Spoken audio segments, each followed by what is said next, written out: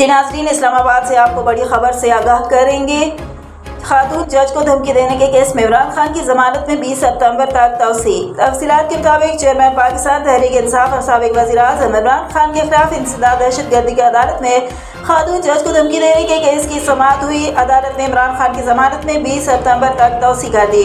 इंसदाद दहशतगर्दी की अदालत में चेयरमैन पाकिस्तान तहरीक इंसाफ इमरान खान के खिलाफ खातून जज को धमकियां देने के केस की समाअत हुई। इमरान खान अदालत पेश न हुए। दौरान समाअत जज ने इस्तफसार किया कि क्या इमरान खान शामिल तफ्तीश हो चुकी हैं। पुलिस प्रोसिक्यूटर की जानिब से बताया गया कि इमरान खान को 3 नोटिस भिजवाए गए, मगर इमरान खान अभी तक शामिल तफ्तीश नहीं हुए। सिर्फ बयान भिजवाया है जिस पर इमरान खान के वकील बाबर अवान ने अदालत को बताया कि इमरान खान बजरिया वकील शामिल तफ्तीश हो चुके हैं। हाई कोर्ट में मुकदमा इखराज की दरखास्त पर नोटिस हो चुका है। पुलिस ने हाई कोर्ट को गलत बताया कि इमरान खान शामिल तफ्तीश नहीं हुए। अदालत ने कहा तफ्तीशी अफसर शफाफ तहकीकात करके पेशरफ्त से आगाह करे।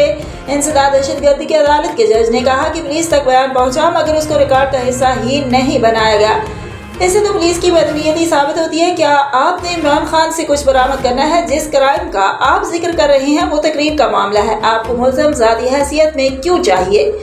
प्रोसिक्यूटर ने जवाब दिया कि तफ्तीशी अफसर ने इमरान खान से सवाल जवाब करने हैं। अदालत ने इस्तफसार किया कि JIT में बयान रिकॉर्ड कराने में क्या मुश्किल है, जिस पर इमरान खान के वकील बाबर अवान ने जवाब दिया कि इमरान खान को सिक्योरिटी खदशात हैं। आप इमरान खान की गाड़ी को जुडिशल कम्प्लेक्स में आने की इजाज़त दीजिए। जिस पर जज ने कहा कि ये बात आप हमें पहले कह देते तो हम पहले ही इजाज़त दे देते।